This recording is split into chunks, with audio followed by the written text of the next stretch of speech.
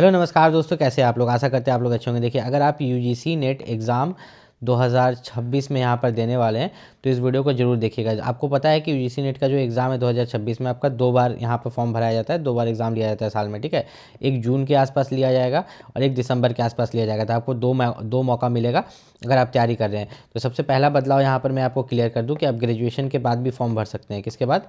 आपने अगर ग्रेजुएशन अब कर लिया है तो ग्रेजुएशन के बाद भी फॉर्म भर सकते हैं, लेकिन इसमें एक कंडीशन है, एक टर्म कंडीशन ऐसे लिखा हुआ रहता है ना कि आपको जब भी आप यूजीसी नेट का पास कर लीजिएगा, ठीक है, एग्ज़ाम पास कर लीजिएगा, तो 2 साल के अंदर आपको अपना पीजी कंप्लीट करना है। पीजी या मास्टर जो भी आप बोलते हैं, ठीक है, एमए, एमएससी, एमकॉम जो भी है, 2 साल के अंदर कंप्लीट करना है। मैं आपको थोड़ा सा अच्छे से समझाता हूँ, ध्यान से समझ लीजिएगा।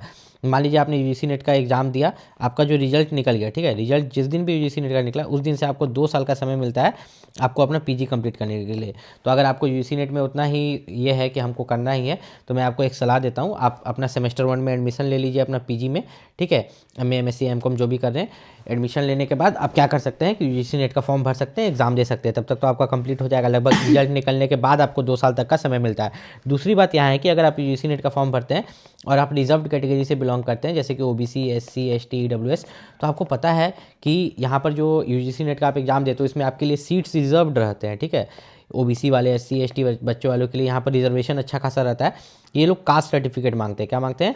कास्ट सर्टिफिकेट की। आपके पास सेंट्रल लेवल कास्ट सर्टिफिकेट बना हुआ होना चाहिए फॉर्म अप्लाई के लास्ट डेट से पहले। तो बहुत बच्चे हर बार नहीं बना पाते हैं, उसका उनको दिक्कत होता है आगे चल के। आगे चल के क्या दिक्कत होता है ना, आपको पता है, जब आपका जेआरएफ निकल जाता है, ठीक है, जूनियर रिसर्च फेलोशिप, तो जब आपको स्कॉलरशिप मिलने वाला रहता है, या जब यूजीसी नेट निकालने के बाद आप एज असिस्टेंट प्रोफेसर कहीं ज्वाइन करने के लिए जाते, तो पूछते हैं जब आपने नेट का एग्जाम दिया था तो उससे पहले का आपके पास कोई कास्ट सर्टिफिकेट है, ओबीसी, एससी, एसटी या ईडब्ल्यूएस का, आप नहीं दे पाते हो तो आगे चल के आपको दिक्कत होता है। इसलिए आपको बनवा के रख लेना। इसमें दिया हुआ भी है, साफ साफ बोला गया। अब ये सबसे बड़ा दिक्कत होता है, बहुत बच्चे ये चीज़ जानते नहीं है कि जो दोनों पेपर आपका है, तो दोनों पेपर में आपको 40-40% लाना रहता है। ये बात पता है ना आपको। अगर आप एक पेपर में अच्छा मार्क्स ले आए, मान लीजिए कि 200 मार्क्स है, 100 क्वेश्चन 200 मार्क्स, हम पेपर 2 में पूरा 200 नंबर लिया है, इसमें हम 40% नहीं ला पाए, 100 का 40% 40 मार्क्स होता है, हम 30 मार्क्स लाएँ तो हम फेल कर जाएंगे। क्या कर जाएंगे? फेल। तो हमको दोनों पेपर को देखते हुए चलना है। हम कटअप भी क्या जाता है जीआरएफ, ये सब के लिए बताएंगे।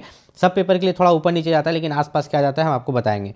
यहाँ पर सबसे पहली बात एक चीज़ समझ लीजिए, अगर आप यूजीसी नेट का एग्जाम निकालना है तो यहाँ पर पेपर 1 जो है इसमें 50 क्वेश्चन रहता है 100 मार्क्स का, जिससे आपको reasoning ability, reading comprehension, divergent thinking और जनरल अवेयरनेस से क्वेश्चन पूछे जाते हैं, ठीक है। और जो आपका पेपर 2 रहता है इसमें 100 क्वेश्चन रहता है 200 मार्क्स का। तो पेपर 2 डोमेन नॉलेज का होता है।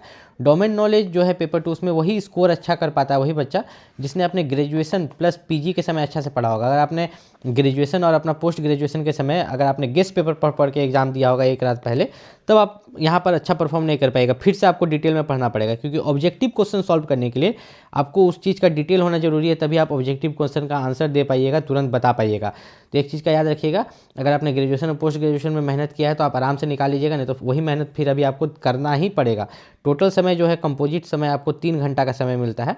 3 घंटा में टोटल आपको 150 क्वेश्चन बनाना है। कितना? 150 क्वेश्चन। गुना 2 कीजिएगा तो आपका यहाँ पर 150 क्वेश्चन हो गया, ठीक।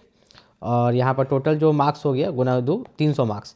तो 300 मार्क्स का आपका यहाँ पर एग्ज़ाम लिया जाएगा। और ये जो 300 मार्क्स है इसमें से जो है जेआरएफ के लिए लगभग जो है क्या कटअप जाता है, और असिस्टेंट प्रोफेसर के लिए क्या जाता है, ठीक है।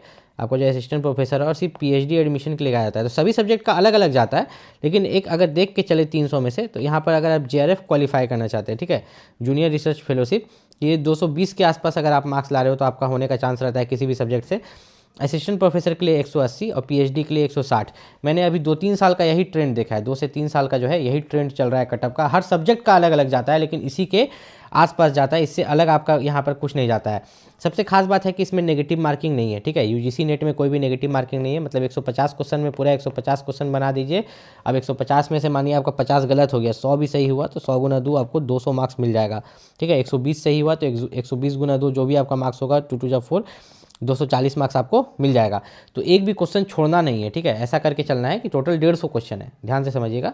टोटल 150 क्वेश्चन है, कोई नेगेटिव मार्किंग नहीं है। मान लो कि आपको 100 क्वेश्चन एकदम अच्छे से आ रहा है, आपने अच्छे से अटेम्प्ट कर दिया, प्लस आपने ज़्यादा नहीं 20 क्वेश्चन तुक्का लगा दिया। कितना? 20 क्वेश्चन तुक्का लगा दिया, तो ये 20 क्वेश्चन अगर सही लग गया तो आपके 120 क्वेश्चन सही हो जाएंगे, गलत हो गया तो कोई नेगेटिव मार्किंग यहाँ पर कटने वाला नहीं है। यूजीसी नेट की अगर 2026 को आप टारगेट करो तो उसके लिए जो बेस्ट बुक है उसका लिंक मैंने इस वीडियो को डिस्क्रिप्शन में दे दिया, वहाँ से जाकर आप परचेज कर सकते हो। मिलते हैं अगले वीडियो में, तब तक के लिए नमस्कार। यूजीसी नेट में अगर आप जेआरएफ निकाल लेते हैं, जो कि जूनियर रिसर्च फेलोशिप होता है, जो कि बहुत कम लोगों को मिलता है, तो उसके बाद जो आपको स्कॉलरशिप का अमाउंट रहता है आपका जो है जेआरएफ जूनियर रिसर्च फेलोशिप, उसमें पर मंथ, ठीक है, आपको 38,000 से लेके 45,000 के बीच में मिलता है। मैंने 38,000 से 45,000 क्यों बोला, अब इस किस कॉलेज में जा रहे हैं, किस सिटी में जा रहे हैं पीएचडी करने के लिए, उस हिसाब से आपको जूनियर रिसर्च फेलोशिप मिलता है और अभी क्या रेट चल रहा है, ठीक है।